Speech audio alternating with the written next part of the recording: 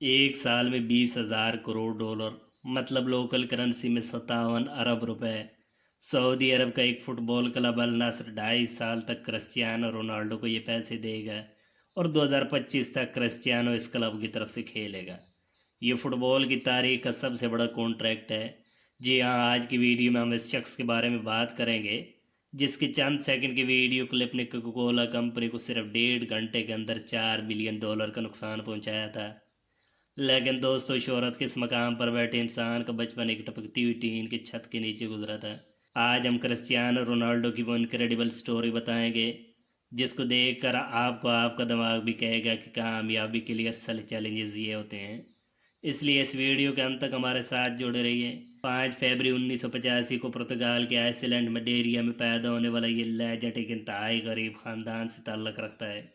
اس کے باپ کا نام جوش اور ماں کا نام ماریا ہے۔ یہ تب کی بات ہے جب کرسٹیانو رونالڈو کے ماں باپ کو چوتھا بچہ ہونے کی خبر ہوئی۔ غربت سے تنگ آئے اس خاندان نے یہ فیصلہ کیا کہ اس بچے کو پیدا ہونے سے پہلے ختم کر دیا جائے۔ اس لیے ماریا ابورشن کروانے کے لیے ڈاکٹر کے پاس جا پہنچی، لیکن ڈاکٹر نے یہ کام کرنے سے صاف انکار کر دیا۔ ڈاکٹر کے انکار کے بعد کرسٹیانو کی ماں نے بیئر پینا اور ساتھ ہر وہ کام کرنا شروع کر دیا جس سے بچے کو پیٹ کے اندر ختم کیا جا سکے۔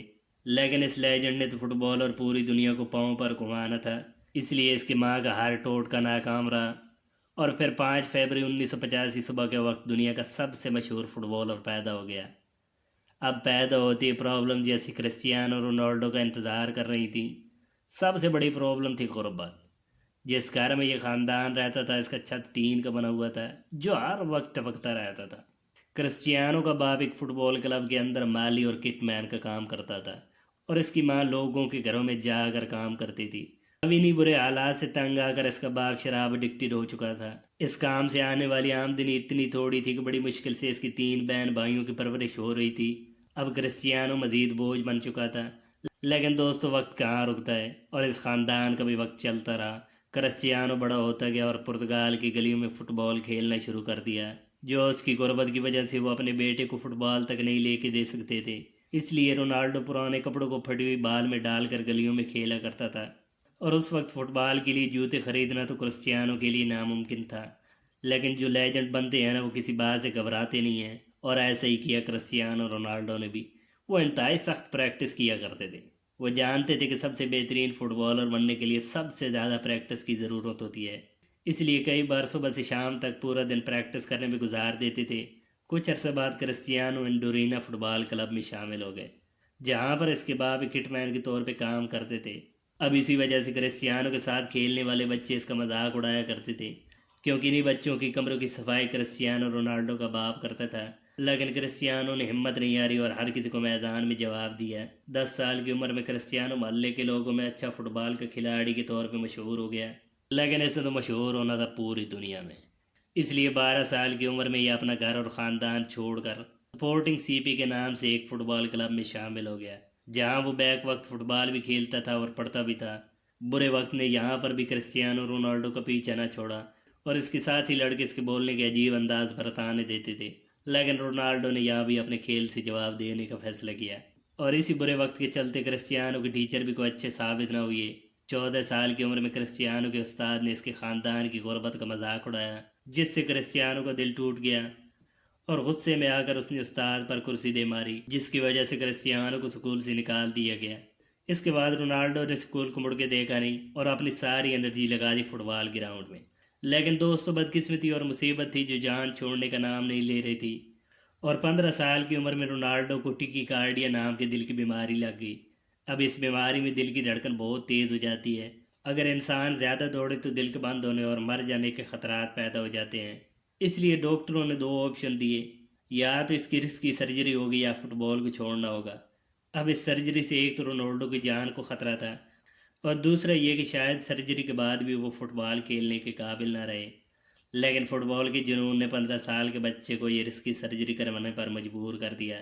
یہاں اچھی قسمت کے چلتے آپریشن کامیاب ہو گیا، اور رونالڈو پھر سے گراؤنڈ میں واپس آ گیا اور پریکٹس شروع کر دی۔ صبح سے لے کر شام تک رونالڈو فٹ بال کے ساتھ گزارتا تھا۔ اس کی اسی محنت کی وجہ سے 17 سال کی عمر میں رونالڈو نے پرتگال کی ٹیم کے لیے کھیلنا شروع کر دیا۔